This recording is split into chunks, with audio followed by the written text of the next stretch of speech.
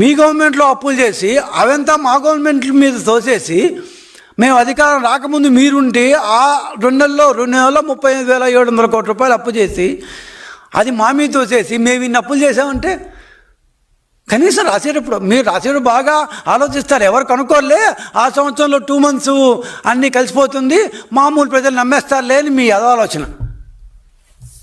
అసలు మీరు నిజంగా ఏమంటారు, మీకు ఎలా ఇట్లాంటి ఐడియాలు వస్తాయో. కనీసం జనాలు మనం తిట్టుకుంటారు, ఇంతకుముందు మాదిరి కాదు. ఇప్పుడు సోషల్ మీడియా వచ్చేసింది, అందరికీ ఏమంటారు ఎవ్రీథింగ్ ఈజ్ ఇన్ ఇంటర్నెట్. ఇదేదో నేనేదో పోయి ఫైనాన్స్ డిపార్ట్మెంట్లో కూర్చోలేదు. ఎవరన్నా రాష్ట్రంలో ఎవరన్నా క్యాగ్ సైట్కి వెళ్ళి ఆంధ్రప్రదేశ్ స్టేట్కి వెళ్ళి మంత్లీ ఇండికేటర్స్ అంటూ చూస్తే ప్రతి ఒక్కరికి కనిపిస్తుంది.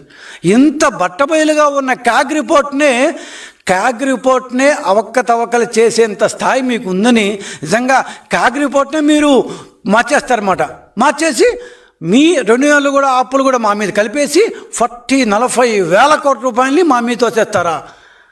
ఎంత అసంబద్ధం, ఎంత అనైతికం, ఎంత అన్యాయం, అరాచకం. సరే, నెక్స్ట్ ఏం చేశారు? నెక్స్ట్ స్లైడ్ అమ్మా, నెక్స్ట్ యా. సో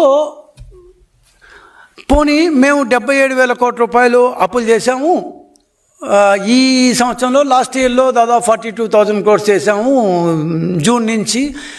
ఇప్పుడు మొత్తం కలిసి దాదాపు 1,19,000 కోట్లు అప్పు చేసాం. ఏం చేశారు ఆ డబ్బులు అంటూ కూడా రాశారు. ఏం చేశామంటే 1,19,000 కోట్ల రూపాయలు అప్పు చేసిన మాట ఈ 18లో వాస్తవమే. ఆర్బీఐ ద్వారా ఏం చేశామంటే మీరు పెట్టిపోయిన బకాయిల్ని 40,000 కోట్ల రూపాయలకి ఇప్పుడు చెల్లించాం. దీంట్లో ఏ సందేహాలు లేదు. ఒక్కసారి ఎవరన్నా పోయి ఫైనాన్స్ మినిస్టర్లో కూర్చొని తెలుసుకోండి. మీ వాళ్ళు, మీ ఎమ్మెల్యేలు ఉన్నారు, అసెంబ్లీ రాకపోయినా దాన్ని సెక్రటరీ పోవచ్చు, మీ ఎమ్మెల్సీలు ఉన్నారు, మీరు అని ఎవరన్నా పోండి.